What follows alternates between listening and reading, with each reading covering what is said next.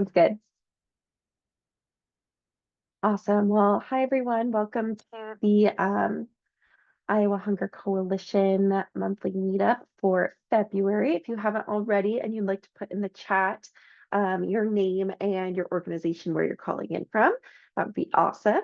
My name is Paige Chickering. I'm the vice chair of the board of directors for Hunger Coalition. I'm filling in for Luke today because he's not feeling great. So you get me instead. And I am just going to get started with a quick recap of kind of who the Hunger Coalition is and what we do.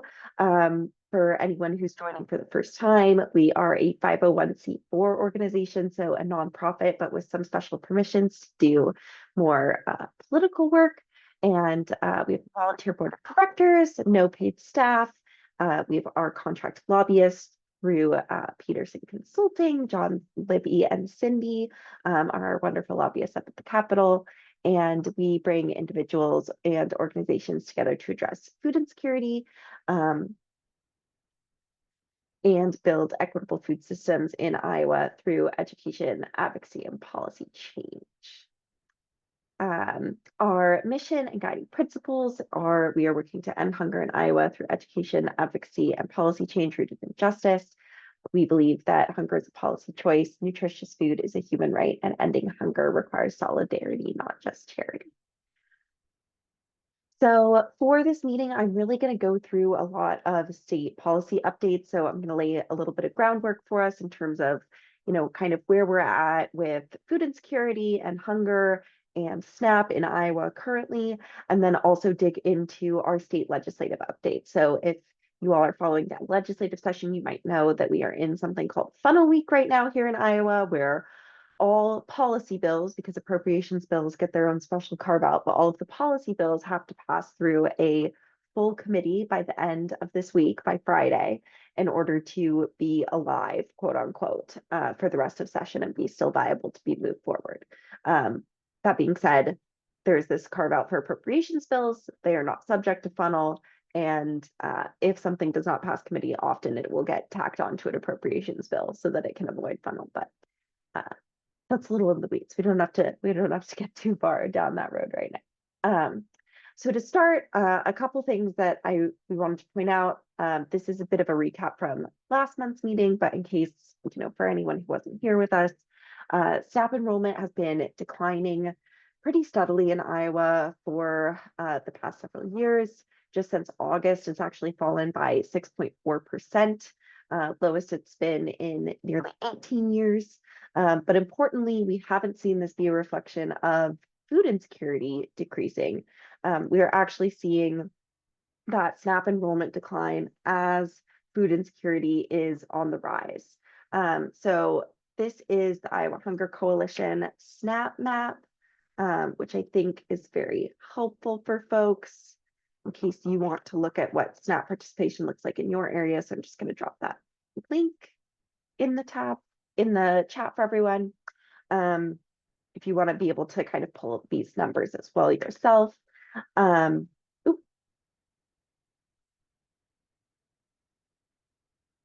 no. Okay, well, I think I somehow lost my slide that was about food insecurity on the rise. My apologies about that. But unfortunately, what we have been seeing is that we've seen the SNAP enrollment declining, even though we've seen food insecurity rising within Iowa. And we've also seen a similar trend across the United States in general. And so what we think that means, and pantries are also seeing record numbers of pantry participants and folks coming to them for support in their communities across Iowa. And so to us, that really signals that there are, barriers that folks are facing in terms of accessing or maintaining their benefits for SNAP, and unfortunately, not that hunger is actually decreasing across Iowa. So one kind of component of this, we think we'll start kind of really seeing the impacts of this in March in terms of when SNAP renewals are happening. Is that HR1, some of the major changes, and I know we've talked about these a lot, were new work requirements for SNAP. And if you would like to check out more information about those, we have that up on the screen, with these links, and I will drop this into the chat as well.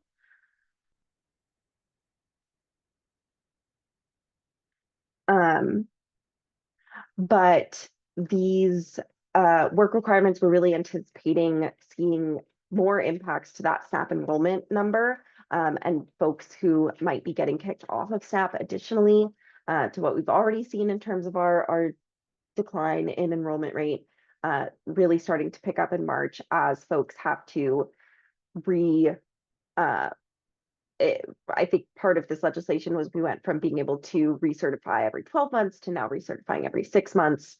And so we're expecting to see more of that start picking up in March with the timing of when this was implemented. So I'll pause there and just see if anyone has questions in terms of kind of some of this background information and the groundwork. No problem, Luke. Luke and I were working on these slides last minute this morning. So sorry, we lost that one with the hunger information. I do think the other thing to mention there is that unfortunately earlier this year, USDA also announced that they would stop collecting information on food insecurity in the United States, which is a part of a kind of a separate section that they ask questions on through the census. And so we will not have very much of that data moving forward. And it underscores a lot of the data that other organizations like No Kid Hungry or several other organizations. What's the food bank? I'm blanking on their Feeding Map the America. meal gap. Map the Meal Gap. Yeah. Is that through Feeding America, Luke? Yeah. Yep. Yes, that was the word. That was the one I was looking for. So a lot of their data is underpinned by um, that federal data. And so I think folks are going to be kind of scrambling for trying to find new ways to measure food insecurity in our communities. But I'm not seeing any questions, so I'm going to go ahead and move on and give you legislative updates. And there's a lot here, and really a flurry of action that we've seen just in the last week or so, largely probably because of funnel week coming up and the deadline being this Friday. So in terms of our 2026 state legislative priorities, I know we covered these last month as well, but strengthening SNAP, building on the success of the Choose Iowa food purchasing program, streamlining school meal access, and ensuring participation in summer EBT. We did have that announcement from the governor's office earlier this year, that we would be participating in summer EBT, which is super exciting, a great win for us. And then a kind of underneath that SNAP point is also our support for double up food bucks and a couple others more specific provisions. But I know that's something we talk about a lot and something I'll talk about in just a little bit here. So a couple different things that we're watching in terms of SNAP legislation. Like I said, it's funnel week, very busy week at the Capitol. We've seen some bills that would codify Iowa's SNAP food restriction waiver. I think we talked about this last month as well. This was something that the governor spoke about in her condition of the state.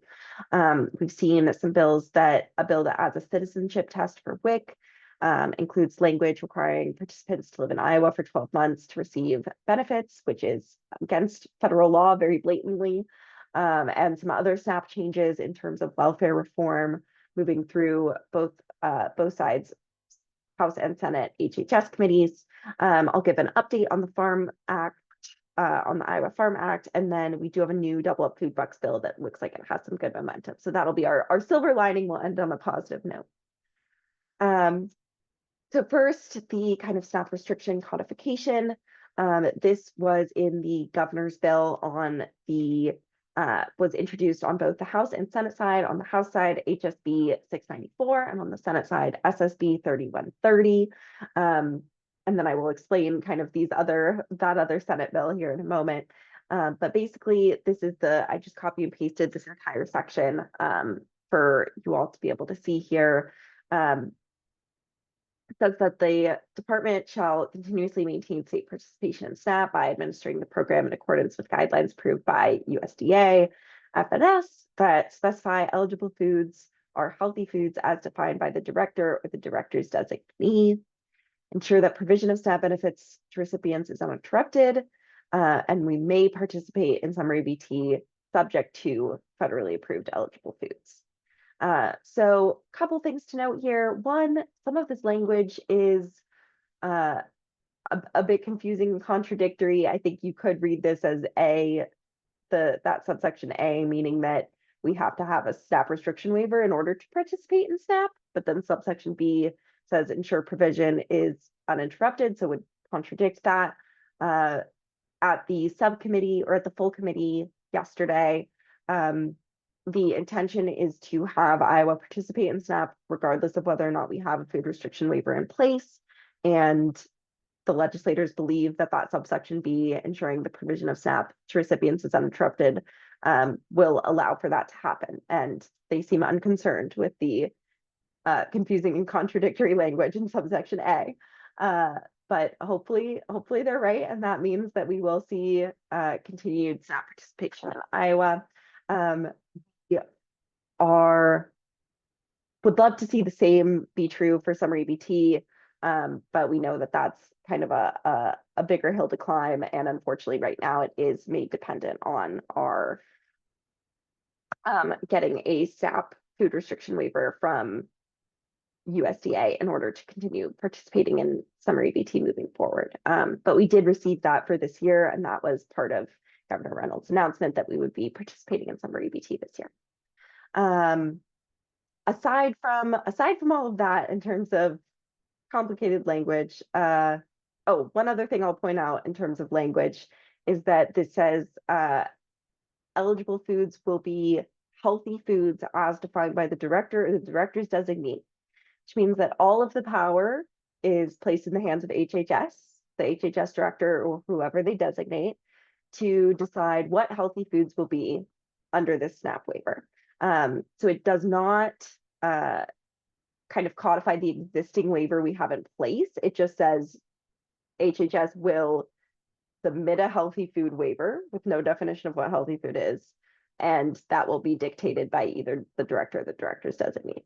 So a couple things we were pushing for here was to clean up that language in subsection A to ensure SNAP isn't being predicated upon our access to a restriction waiver, and also asking the legislature, hey, that takes all the power out of your hands in terms of being able to monitor and change the SNAP waiver going forward.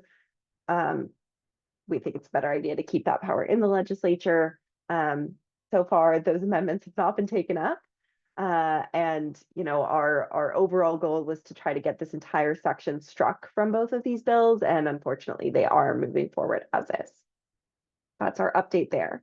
Couple things in terms of the bill numbers here, because I know this is confusing. So 694 is the governor's bill, and its companion was 3130. But instead of moving forward with 3130 on the Senate side, the Senate has pulled that bill into two separate bills with new numbers. So one of them is 3139.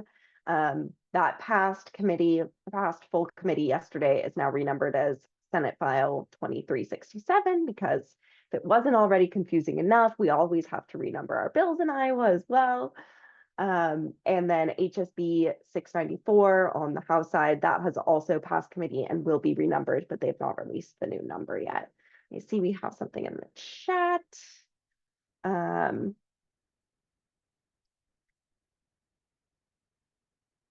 Yes, great note, Luke. Yeah, seeing it as a starting point, I think there was some nod to concerns about the SNAP waiver and being like, oh, well, we could change it and we could make it more reflective of healthy food, because we've been bringing a lot of concerns of like, look, pre-prepared salads are now disallowed in SNAP, and obviously that's a healthy food. Do we really want to block folks on SNAP from having salads? Probably not. So I think there was definitely a nod to, oh, well, we can make some of these improvements, but I think Luke is also completely right that the flip side of that is also it could be made much more complex and much more restrictive. I know the Grocers Association is really advocating for language that would just continue the current waiver as is, because it's linked to the taxable food list. And for the grocers and their systems, in terms of their point of sale systems, the POS systems, that makes it much easier on them. Sorry, I'm going to try to close my, got a lot of sun coming in right now. Oh, that didn't help. There we go. That's fine. Okay. Um, awesome. And we will have time for questions at the end of this. We should have a solid 15 minutes at the end. So if you do have any questions that I can answer, I'm happy to do that as well. I will go to our next one here. Oh, okay. I'm so sorry, everyone. My computer's being very, very glitchy. Okay. So we've also seen a couple welfare reform bills. This is the House side bill, and I think is much worse and has much more aggressive language than kind of the bill that we're seeing on the Senate side so far, at least. So I'll walk you through this. First, it has language that would institute a citizenship check for WIC, which is Supplemental Nutrition Assistance Program for Women, Infants, and Children. Women, Infants, and Children is that abbreviation, WIC. It specifically supports pregnant mothers and children under the age of 5 and their mothers. And it has always been a state option under federal law to do that citizenship check, but no state is currently doing so. Indiana did, I believe, a few years ago, but they stopped that process, and some other states have similar bills with similar language working through their state legislatures, but right now, no state in the country does the citizenship check for WIC. And really a huge part of the concern here is, one, it's very unlikely that a child would not be a US citizen when the kind of target for WIC is pregnancy through age 5. If a child is born here, they are a US citizen, meaning that the vast majority of children who utilize WIC are very likely to be US citizens already. But what this would do is severely disincentivize mothers or mixed family households, mixed status households. So if a mom is a citizen, their child is a citizen, but the father is not a citizen, this would really dissuade folks from trying to apply for WIC, as it would incur kind of this citizenship check on the household. And so very concerned about that. A huge part of WIC is providing formula directly to babies. And, whether or not that baby is a citizen, we believe that children who are in need of formula should have access to those services. So not great language there. Couple other provisions in that bill. Iowa, it states that Iowa HHS may require proof of residency in Iowa for 12 continuous months to qualify for public assistance programs. It does have a direct quote in there, unless prohibited by federal law, which it is prohibited very explicitly by federal law. Not sure why I think that means that clearly they have some idea that it may be prohibited or struck by federal law. So I don't know why they decided to include it in the bill, but we're advocating to get that portion struck as well. On a more positive note, there is a provision in there that asks for a waiver from USDA to only count agency errors toward our payment error rate. We think that would be a really great step. It would give us a little bit more wiggle room with our payment error rate. And if you remember back to kind of HR1, when the benefit cost sharing kicks in, it is completely dependent on where your payment error rate is. In order to have no cost share, you need to be under 6%. We are projected to be under 6% this year, but Iowa's been kind of hovering right around that 6% for the past several years. And so only counting agency errors rather than applicant errors would help give us a couple more percentage points of wiggle room there as well. This also passed committee yesterday and will be renumbered, but we do not have that new bill number yet. Unfortunately, legislature hasn't given it to us. On the Senate side, we also have a welfare reform bill. Does not go quite as far, not nearly as far as the House side bill. So it essentially codifies the changes to eligibility that were made to SNAP at the federal level under HR1. A lot of that has to do with which specific immigrants are eligible now for SNAP. It's never been undocumented immigrants have never been eligible, but now even legally present immigrants, certain statuses are no longer eligible for SNAP. So it's codifying a lot of that. There is one section that goes further than HR1, which essentially says that they are going to run folks through the SAVE system in order to do eligibility checks. And this says that regardless of whether that household member is applying to participate in SNAP as a member of the household, they will be run through that. So again, those mixed status households, this would really disincentivize those who are eligible from participating in SNAP if they have a family member or someone living in their household who is non-SNAP eligible. It passed out of subcommittee yesterday and is likely to be brought to full committee later this week. Senate HHS already had a full committee meeting, but I know that they're planning on another one. But unfortunately, we have not seen that scheduled yet either.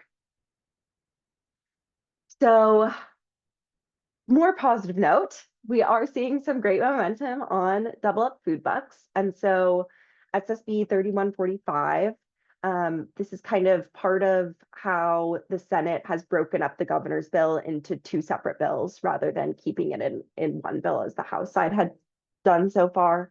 So it takes out the tax on tobacco, vape, and hemp, and it puts that in this bill. And then the Senate HHS committee, Cara Warmy specifically is chair of Senate HHS.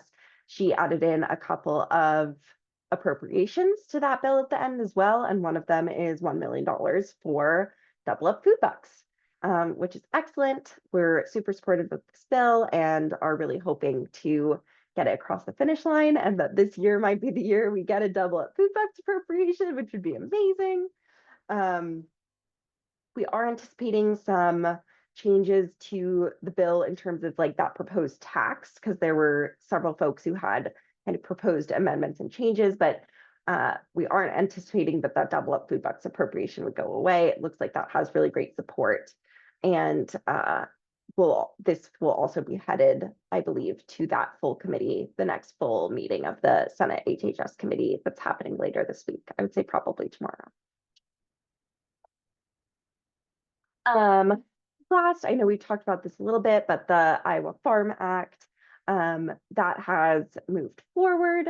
So it is now renumbered as HF 2340. It passed through the Agriculture Committee and has now been assigned to Ways and Means. It does have a new subcommittee assigned, but has not been scheduled for a subcommittee meeting yet.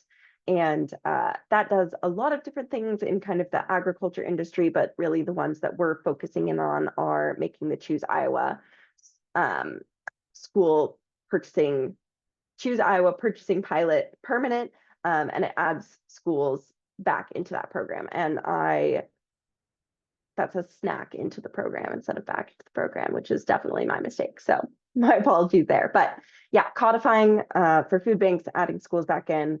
And we will have to wait till kind of the appropriations discussions happen to see what they want to allocate towards that program still. Lastly, in terms of kind of what we're looking at with the budgeting and the state budget this year. So as you probably know, and as we probably talked about way too many times, HR1 meant that we now have to cover 75% of administrative costs for SNAP rather than 50. We are that's projected in Iowa to be about 11 million for this first year, and that is in the governor's budget. But then will be about 13 to 15 million in subsequent years, and that's because the fiscal year for the state and for the federal government are a little bit mismatched. So that's why we see a slightly lower dollar figure for this first year. But as I said, that's already been kind of included in the governor's budget. Summer EBT projected cost to the state are 2.2 million. We need to cover 50% of administrative costs to participate in summer EBT. That has not been included in the governor's budget yet. I think because it was somewhat last minute in terms of when the announcement happened and when the governor's budget came out. I know they have every intention of finding the funding for that, but it does still need to be allocated. So we will be definitely supporting and pushing for that to ensure that those administrative dollars are included in the state budget so that we can participate in summer EBT in 2026. And then the governor's budget also contains that 19.9 million for technology upgrades through the Technology Reinvestment Fund to help modernize the SNAP IT system. And we are also supporting HHS with that ask. Their computer systems are incredibly old, far older than me. And yeah, they can't even use a mouse on the HHS computer systems. They have to tab through everything physically. So I think that will be very helpful for them to have some updates, upgrades, and ensure that the payment error rate can again stay under 6% so we don't incur that additional cost shift starting in financial year 28. Lastly, if you would like to come hang out with us and talk about all of these bills and all of this policy and the changes we would like to see happen to ensure that we are fighting hunger in Iowa and making sure that folks have access to SNAP benefits and food assistance when needed. We would love to have you join us for the Iowa Hunger Coalition Day of Action. That's happening on Thursday, March 12th. It's kind of our theme for the day is voices from the front lines of food insecurity. So we're really hoping to get a lot of pantry partners from across the state, and as well folks with lived experience who rely on SNAP to feed their family and can really speak to why this program is so important to our legislators. So we'd love to have all of you, and please feel free to share this around with others as well. We will be having a training session ahead of uh-oh, my mouse isn't working.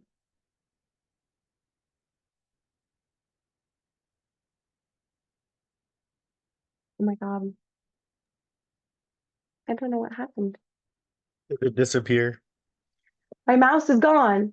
Then I had a moment of panic where I was like, have I been talking this whole time and my computer's been frozen and no one's heard me? So thinking, No, we're here.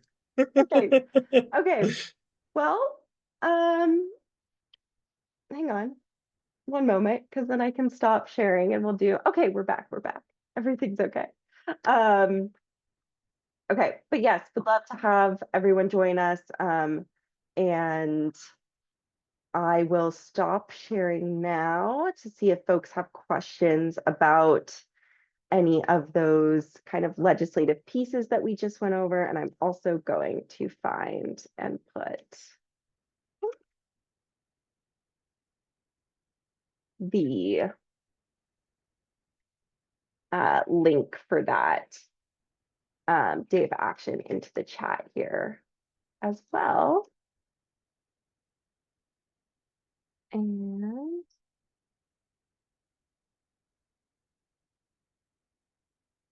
okay, there we go.